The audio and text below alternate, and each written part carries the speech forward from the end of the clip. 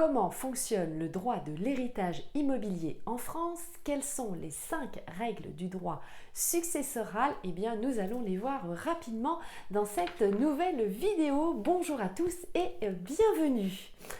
Alors, je vais donc vous apprendre les 5 règles pour éviter évidemment de vous faire avoir lors d'un héritage. Et à la fin de cette vidéo, je vais d'ailleurs vous donner l'adresse d'un site que vous devez absolument connaître pour justement aussi vous aider.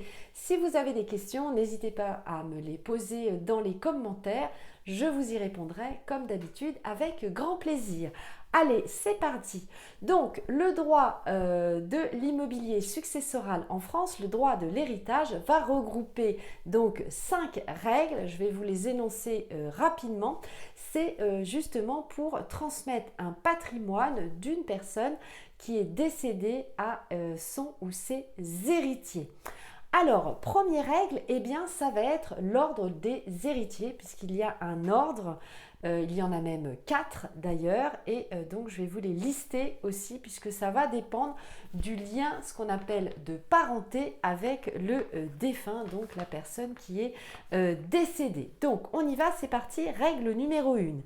Alors, le premier ordre, c'est d'abord les descendants. Les descendants, ça veut dire quoi? Ça veut dire pour les enfants, les petits-enfants. Deuxième ordre, eh bien, c'est l'inverse. Ce sont les ascendants, les parents et les grands-parents. Ensuite, troisième ordre, ce sont ce qu'on appelle les collatéraux privilégiés qui représentent les frères, les sœurs, les neveux et les nièces. Et ensuite, quatrième ordre, eh bien, c'est le conjoint survivant et les collatéraux ordinaires, que sont les oncles, les tantes, les cousins et les cousines. Chaque ordre exclut bien sûr le suivant, sauf eh bien, lorsque le conjoint survivant est présent, puisqu'il peut bien sûr hériter, et donc il hérite aussi avec les autres ordres. Voilà. Alors, deuxième règle, eh bien, c'est lorsque le défunt a rédigé un testament. Et oui, c'est la première chose, évidemment, que votre notaire va regarder. Et ça, évidemment, ça peut modifier, vous le savez bien sûr, la répartition de l'héritage, c'est-à-dire la part minimale qui va revenir, ce qu'on appelle aux héritiers réservataires. Ce sont notamment les descendants, donc comme on l'a vu précédemment, et à défaut le conjoint survivant.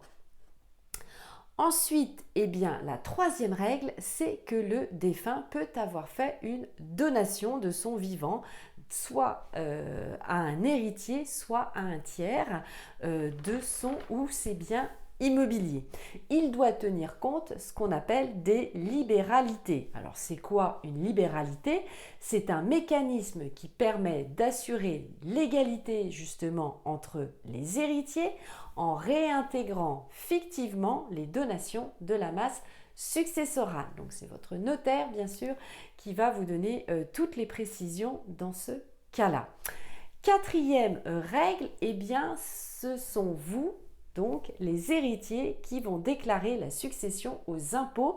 Vous savez que ça doit être très court, hein, vous allez voir, vous allez courir après le temps puisque cela doit être réalisé dans les 6 mois suivant le décès.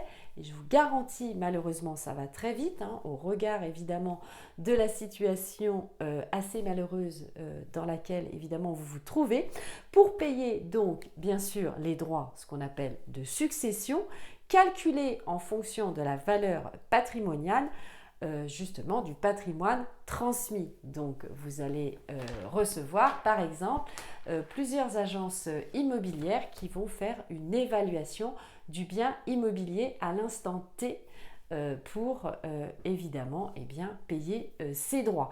Ça va dépendre aussi bien sûr du lien de parenté avec le défunt, toujours des abattements et des exonérations applicables. Alors, je vais vous donner évidemment une petite astuce, puisque d'ailleurs au sein de certains, je vais y arriver, certaines offices notariales, pardon, j'en bafouille, vous avez très souvent eh bien, des spécialistes des notaires qui sont spécialisés pour le calcul justement de ces taxes. Donc n'hésitez pas et de ces exonérations à leur poser évidemment toutes les questions nécessaires. Alors, cinquième règle, ce sont que les héritiers, c'est-à-dire vous pouvez ou pas accepter la succession purement et simplement. Vous savez que vous pouvez évidemment y renoncer ou l'accepter à concurrence de ce que l'on appelle l'actif net. Donc ça, évidemment, c'est calculé par votre notaire. Si la succession donc est acceptée, les héritiers doivent procéder au partage des biens immobiliers, soit à l'amiable. Je vous recommande évidemment cette voie, je sais que ce n'est pas toujours très évident, soit par voie judiciaire. Et vous pouvez aussi opter bien sûr pour l'indivision avec des règles de gestion spécifiques justement pour conserver la propriété du ou des biens immobiliers. Allez, comme promis, puisque je vous parlais d'un site internet à la fin de cette vidéo, donc je vais vous donner le site. C'est un site évidemment que je vous recommande pour avoir d'autres informations sur justement vos droits en tant qu'héritier. C'est le service que vous devez déjà certainement connaître, servicepublic.fr, c'est le site évidemment du gouvernement. Cela va vous permettre de connaître l'ordre des héritiers et le barème entre autres des droits de succession.